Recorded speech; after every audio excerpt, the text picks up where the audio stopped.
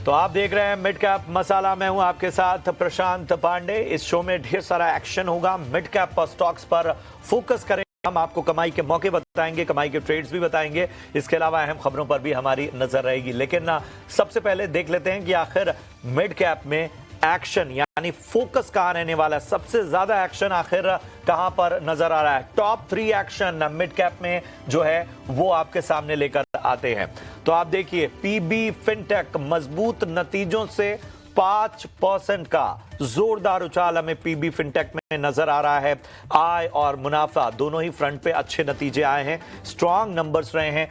38% तक आय बढ़ी, मुनाफा 66% तक बढ़ा और उसका इंपैक्ट पीबी फिनटेक पर नजर आया। सिजिलिटी आप देखिए, यहां पर भी जो क्वार्टर ऑन क्वार्टर बेसिस पर आय है वो बढ़ी है और उसकी वजह से ये भी 5% तक भागता हुआ नजर आया है। वहीं अगर हम महानगर अब की गैस की बात करें तो कमजोर नतीजों का इंपैक्ट महानगर गैस पे नजर आया है। 2% तक फिसलता हुआ नजर आया।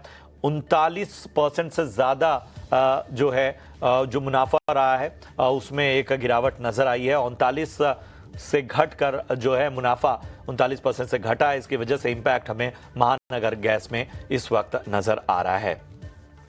तो ये थे टॉप 3 मिड कैप एक्शन वाले स्टॉक्स जहां पर हमें नजर रखनी है। इसके अलावा भी बहुत सारा एक्शन होगा, लेकिन मैं परिचय करा दूं। हमारे साथ आज चर्चा में शामिल हो रहे हैं एलकेपी सिक्योरिटीज के सीनियर टेक्निकल एनालिस्ट रूपक डे साहब। रूपक, थैंक यू सो मच अपना कीमती समय देने के लिए। गुड मॉर्निंग आपको। और मैं आपके पास आऊं उससे पहले जरा बाजार का ब्यौरा यानी मार्केट चेक ले लेते हैं। तो आप देखिए, निफ्टी 130 अंक इस वक्त गिरता हुआ 25,950 के नीचे इस वक्त निफ्टी कारोबार करता हुआ। बैंक निफ्टी में देखिए लगभग 160 अंकों की यहां पर गिरावट हमें देखने को मिल रही है। 58,200 के आसपास इस वक्त बैंक निफ्टी। लगातार बाजार में मुनाफा वसूली हावी है। मिड कैप में भी जो है वो एक्शन कहीं ना कहीं अब एक प्रॉफिट कहीं वसूली में जा रहा है। अब देखिए, मिड कैप स्टॉक आधे % से ज्यादा कमजोर। निफ्टी मिड कैप 59,950 के आसपास इस वक्त नजर आ रहा है। वहीं स्मॉल कैप की अगर हम बात करें तो आप देखेंगे कि यहां पर भी हल्की कमजोरी नजर आ रही है। 18,450 के पास निफ्टी स्मॉल कैप ट्रेड करता हुआ। अगर हम निफ्टी के गेनर्स की लिस्ट आपके सामने लेकर आए तो एलएनटी नतीजे ठीक ठाक रहे, लेकिन उसके बावजूद एलएनटी में जो है वो तेजी साफ तौर पर नजर आ रही है। 1.25% से ज्यादा मजबूत होकर एलएनटी निफ्टी का टॉप गेनर इस वक्त बना हुआ है। कोल इंडिया में लगभग 1% तक की तेजी हमें देखने को मिल रही है। कल हमें एक मुनाफा वसूली देखने को मिली थी, ये भी निफ्टी के गेनर्स की लिस्ट में है। श्रीराम फाइनेंस आधा % मजबूत। मारुति सुजुकी, जियो फाइनेंस और नेस्ले में भी हल्की तेजी हमें देखने को मिल रही है।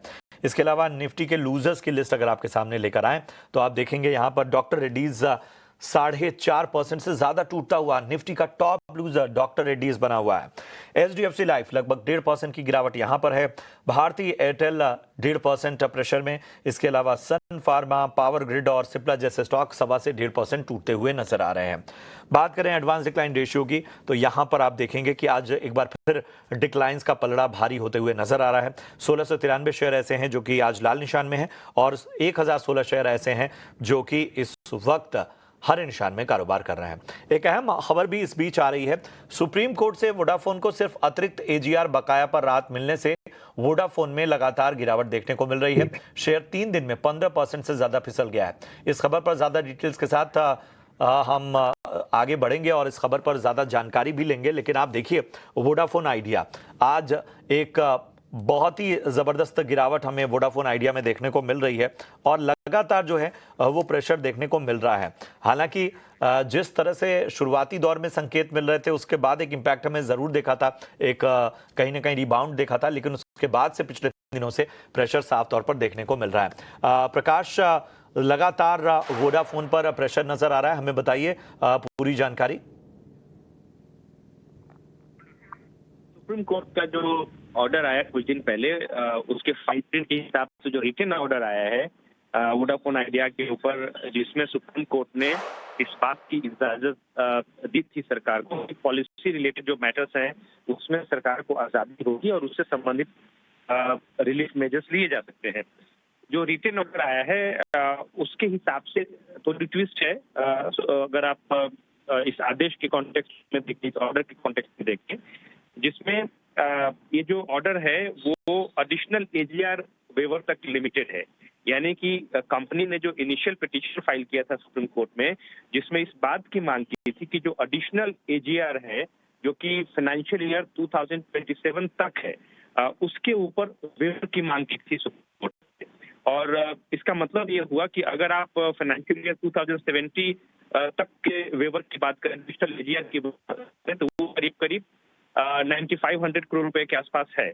और इतना ही वेवर मिल सकता है अगर आप इसको इस कॉन्टेक्स्ट में देखते हैं। हालांकि कंपनी ने अपने पिटीशन में बदलाव किया और उसके बाद ये मांग की सुप्रीम कोर्ट से कि जो एंटायर इंटरेस्ट और पेनाल्टी है इंक्लूडिंग एजीआर, उसका वेवर चाहिए। और वो उस बात की उन्होंने आग्रह किया सुप्रीम कोर्ट से कि सरकार को इस बात के लिए हस्तक्षेप करने की जरूरत है कि इस तरह के रिलीफ कंपनी को चाहिए सर्वाइवल के लिए।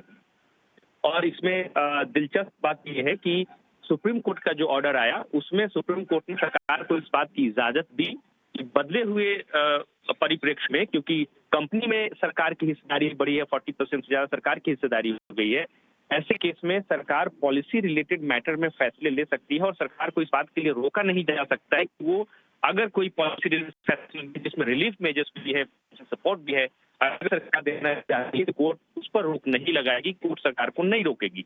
ये इस फैसले में कहा गया। इसका मतलब ये है कि रिलीफ है, लेकिन अब इसको किस परिप्रेक्ष्य देखा जाएगा, सरकार किस पर मत होगा।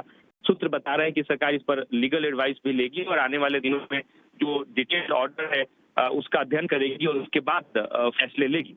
लेकिन अभी तक अगर आप रिटन ऑर्डर के हिसाब से चले तो जो ये लिमिट है वो सिर्फ एडिशनल एजीआर तक है वेवर से संबंधित, जो कि फाइनेंशियल ईयर 2027 तक है। जी बिल्कुल। तो एक राहत जरूर है, लेकिन जाहिर सी बात है उसमें सरकार के भी आगे के कदम, और चूंकि सरकार इसमें तमाम लीगल एडवाइस भी ले रही है, उसका भी इंतजार करना होगा। और कहीं ना कहीं ये सारी चीजें जो हैं वो एक इम्पैक्ट डाल रही हैं वोडाफोन आइडिया के शेयर पे। शुक्रिया करेंगे प्रकाश इस अहम जानकारी के लिए। और बाजार पर राय लेने से पहले जरा वोडाफोन चूंकि चर्चा चल रही है, तो रूपक, आज हम देख रहे हैं कि अच्छी खासी गिरावट है। एक तरफ पे जो शुरुआती सुप्रीम कोर्ट के ऑर्डर्स थे उसका इम्पैक्ट हमें देखने को मिला था, स्टॉक उस दिन चल भी रहा था। लेकिन वोडाफोन आइडिया आज अगर हम देखें तो लगभग आप देखिए 8% टूट चुका है, यहाँ से एक बार फिर उन्हीं लेवल्स पे आ गया है जिस रेंज में ये घूमता रहता है। यहाँ से क्या रणनीति रखी जाए? क्या अभी भी थोड़ा वेट एंड वॉच किया जाए? अभी भी आपको लगता है कि अंडर परफॉर्मेंस जारी रह सकती है? हाँ जी, मुझे लगता है कि जो पिछले 1 डेढ़ महीने का जो एक पॉजिटिव ट्रेंड था, जो उस ट्रेंड का ब्रेकडाउन है आज का दिन में और विद द राइजिंग वॉल्यूम, तो ये एक नेगेटिव फैक्टर है।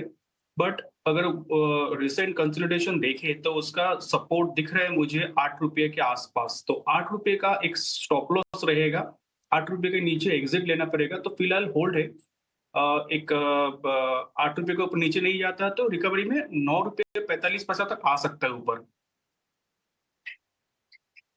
चलिए, तो ये है राय आपको मिलती हुई वोडाफोन आइडिया पर इस वक्त। और हम बाजार पर भी राय लेंगे। इन सब के बीच में कुछ अहम खबरें भी लगातार आपके स्क्रीन पर फ्लैश हो रही हैं, उस पर भी निगाह डालेंगे। लेकिन वोडाफोन आइडिया पर साफ तौर पर प्रेशर बनता हुआ आप देखिए, जीपीआईएल को लेकर एक खबर आ रही है और इसकी वजह से इस खबर का इंपैक्ट स्टॉक पे नजर आ रहा है। लगभग 1.5% से ऊपर स्टॉक चलता हुआ। आपको बता दें कि जो ताज़ा डेवलपमेंट है उसमें आयरन और पैलेंट प्लांट में कामकाज दोबारा शुरू होने की खबरें सामने आ रही हैं। लगातार जो सिलतरा रायपुर प्लांट था उसमें कामकाज को लेकर जो भी चुनौतियां थीं वो सब अब दूर कर ली गई और दोबारा कामकाज शुरू हो गया। गोदावरी प्रोजेक्ट के तौर पर इसे देखा जाता है। इस बारे में हम आपको आगे भी जानकारी देंगे, लेकिन फिलहाल जरा लौटते हैं अपने एक बार फिर से शोज पर। और ये देखिए, ये एक बड़ी खबर आपके सामने। सिलतरा रायपुर प्लांट में जीपीआईएल का जो ये प्लांट है, अहम प्लांट है, उसमें कामकाज दोबारा शुरू हुआ है। उसका इंपैक्ट हमें स्टॉक में भी देखने को मिल रहा है। स्टॉक रिएक्ट कर रहा है इस वक्त लगभग 1.5% ऊपर होता हुआ। तो जरा क्विक एक व्यू भी ले लेते हैं इस खबर का जो इंपैक्ट है जीपीआईएल पे। बताएं रूपक, जीपीआईएल यहाँ से कैसा लगता है? न्यूज फ्लो एक ऐसा है जो कहीं ना कहीं खासतौर पे जीपीआईएल को पूरी तरह से सपोर्ट करता हुआ। जी, जीपीएल मुझे बहुत बढ़िया लग रहा है चार्ट पे। इसने एक प्रीवियस स्विंग जो हाई था, हाई के ऊपर एक ब्रेकआउट दिया, कल भी सस्टेन किया, आज भी सस्टेन कर रहा है। तो ओवरऑल सेंटीमेंट शॉर्ट टर्म के लिए मुझे बहुत बढ़िया लग रहा है। और शॉर्ट टर्म में मुझे एक टारगेट दिख रहा है जो है 315 भी, और नीचे स्टॉप लॉस लगाना होगा 270 पे। 270 का स्टॉप लॉस लगाइए और 315 तक के लक्ष्य रूपक डे की राय में यहां पर आपको जीपीआईएल में नजर आ सकते हैं। खबर भी हमने आपको बता दी, करीब 1 महीने से जो कामकाज बंद था वो रिज्यूम हो चला है इनके इंपॉर्टेंट 2 प्लांट पे, और कहीं ना कहीं उसका इंपैक्ट जो नजर आ रहा है वो और ज्यादा आगे इसको और फ्यूल देने का काम कर सकता है। 270 का स्टॉप लॉस और 315 के टारगेट के लिए यहां पर जीपीआईएल में खरीदारी की सलाह। चलिए बढ़ेंगे आगे और लेकर आएंगे अब आपके लिए अपना एक और खास सेगमेंट, ऑप्शंस के चैंपियन।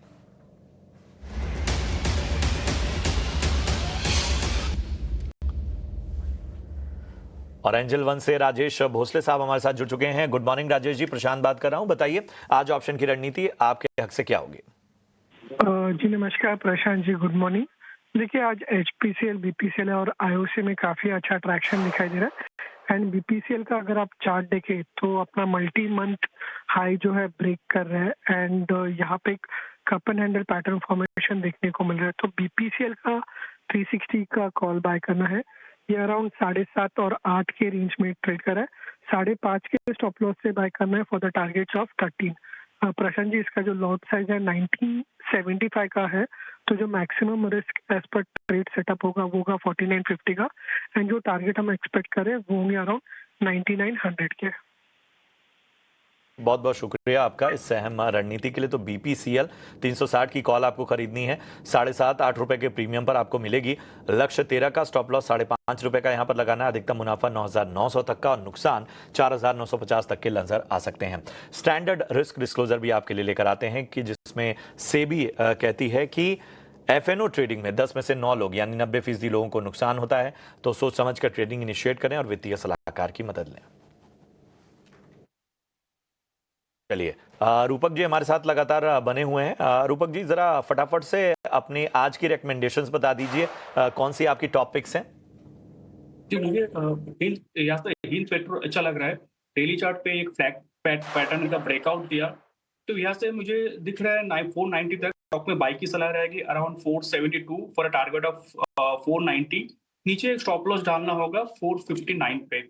दूसरा स्टॉक रहेगा मेरा टाटा स्टील। ये स्टॉक वीकली चार्ट में एक राउंडिंग बॉटम फॉर्मेशन का ब्रेकआउट दिया, सिग्निफिकेंट एक ब्रेकआउट दिया, तो पोजिशनल कॉल रहेगा टाटा स्टील में फॉर अ टारगेट ऑफ 200। एक स्टॉप लॉस मेंटेन करना होगा 177 पे।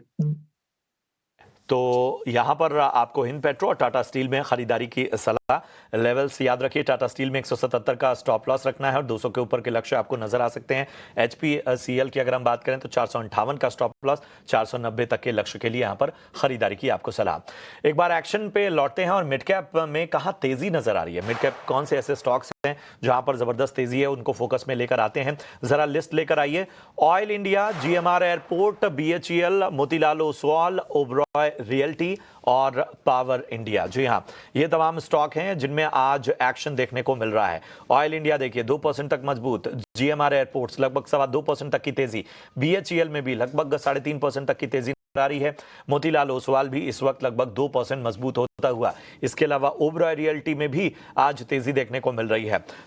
रूपक रियल्टी पॉकेट्स में ओबरॉय रियल्टी लगातार मतलब बीच में एक दिन का मेरे ख्याल से बस एक करेक्शन आया था रियल्टी पॉकेट्स में, लेकिन एक बार फिर से रिबाउंड होता हुआ। इसके अलावा मैंने जो नाम लिए oil India, GMR airports, BHEL, इन सभी में बताइए, मोतीलाल ओसवाल, ओबरॉय रियल्टी, इन सब में क्या राय बन रही है आपकी? इनमें से कुछ पसंद आ रहा हो तो वो बताइए।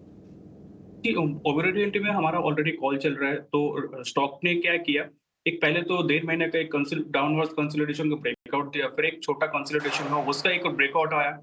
हाँ, एक दिन के लिए थोड़ा बहुत स्ट्रगल कर रहा था, बट आज वापस एक बार बाइंग आ गया स्टॉक के अंदर। तो मुझे लगता है सिग्निफिकेंट अपसाइड यहाँ से पॉसिबल लग रहा है। 1850 1900 तक जा सकता है शॉर्ट टर्म में, और नीचे एक स्टॉप लॉस रहेगा, वो रहेगा 1690 पे। तो ओबरॉय रियल्टी यहां पर पसंद आता हुआ खासतौर पे रूपक जी को। अब मिड कैप में कहां पर करेक्शन हुआ है, गिरावट कहां हुई है, वो भी आपके सामने लेकर आते हैं। वोडाफोन आइडिया की तो अभी अभी हमने चर्चा की, करेक्शन की वजह क्या है वो भी बताया आपको, और इसका इंपैक्ट बाकी जो टेलीकॉम स्टॉक्स हैं उनमें भी नजर आ रहा है। आप देखिए इंडस टावर और भारतीय हेक्साकॉम दोनों में इस वक्त प्रेशर देखने को इंडस टावर लगभग 3% की गिरावट यहाँ पर नजर आ रही है। भारतीय हेक्साकॉन देखिए लगभग 3% ये भी गिरा है। LIC हाउसिंग फाइनेंस नतीजों का इंपैक्ट साफ तौर पर देखने को मिला है और यहाँ पर भी 3.5% तक की गिरावट देखने को मिल रही है। आज सेल में भी मुनाफा वसूली हमें नजर आ रही है। तो रूपक जरा बताइए, इंडस टावर्स और वोडाफोन आइडिया हेक्साकॉम मतलब ये तीनों एक ऐसे हैं कि उनका तो खैर एक न्यूज़ फ्लो की वजह से इंपैक्ट है। LIC हाउसिंग फाइनेंस और नतीजों के इंपैक्ट की वजह से प्रेशर है। सेल में भी आज करेक्शन देखने को मिल रहा है। कहीं कोई मौका इस गिरावट में खरीदारी का? मुझे लगता है इंडस टावर में जो करेक्शन हुआ वो करेक्शन होने के बाद एक सपोर्ट लेवल के पास पहुंच गया। तो ये एक अच्छा लेवल बनेगा बाई करने के लिए। तो एक स्टॉप लॉस डालना होगा 359 पे और बाई की सलाह रहेगी इंडस टावर पे फॉर अ टारगेट ऑफ 400। तो इंडस टावर में जो है वो खरीदारी के मौके बन रहे हैं क्योंकि अहम सपोर्ट लेवल के पास है और यहां से एक रिबाउंड नजर आ सकता है। बढ़ते हैं आगे और अब आपके लिए लेकर आते हैं हमारा एक और दमदार सेगमेंट, मिड कैप के महारथी।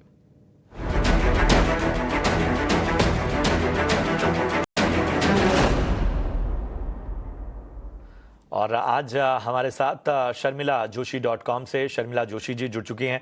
शर्मिला जी गुड मॉर्निंग, अच्छा लग रहा है आपसे बातचीत करते हो। प्रशांत बात कर रहा हूं। बताइए आज मिड कैप के महारथी में कौन सा स्टॉक का आपने पिक किया है? Good morning. आज मैं जाऊंगी BHEL के साथ। कल ही हमने उनके नतीजे देखे, बहुत बेहतरीन नतीजे थे, प्रॉफिटेबिलिटी काफी अच्छी थी, लेकिन खास बात मुझे नंबर्स में ये लगी कि मार्जिन्स में काफी इम्प्रूवमेंट थी। तो वो हमेशा मेरे हिसाब से अगर आप सस्टेन्ड अच्छी अर्निंग्स चाहते हैं तो वो एक बहुत अच्छी निशानी रहती है। उसके साथ साथ अगर आप उनका ऑर्डर बुक देखें तो वो भी काफी हेल्दी है। It's almost 7.8 times FY25। तो मुझे लगता है इन चीजों को ध्यान में रखते हुए BHEL खरीदा जा सकता है with the target of 285 for the long term. जी, तो BHEL पसंद आता हुआ शर्मिला जोशी जी को लगभग 1.5 साल के नजरिए से यहाँ पर 285 के लक्ष्य के लिए खरीदारी की सलाह। नतीजे अच्छे रहे हैं और आगे जो है आज की तेजी और ज्यादा बेहतर होती हुई नजर आएगी। चलिए इसी के साथ आज के शो में तो इतना ही। और रूपक जी आपका भी बहुत बहुत शुक्रिया अपना कीमती समय देने के लिए और तमाम स्टॉक्स और बाकी रणनीति बाजार पर बताने के लिए। लेकिन जाने से पहले आपको यहाँ पर एक विशेष जानकारी दे देते हैं। महीने की शुरुआत में अक्सर बड़े बड़े पैसों के काम होते हैं, जैसे सैलरी आती है, बिल भरने होते हैं, खर्चों की प्लानिंग करनी होती है। लेकिन जिस तरह हम अपने खर्चों की प्लानिंग करते हैं उसी तरह अपने निवेश की प्लानिंग करना भी जरूरी है। इसी आदत को बढ़ावा देने के लिए SBI म्यूचुअल फंड और टाइम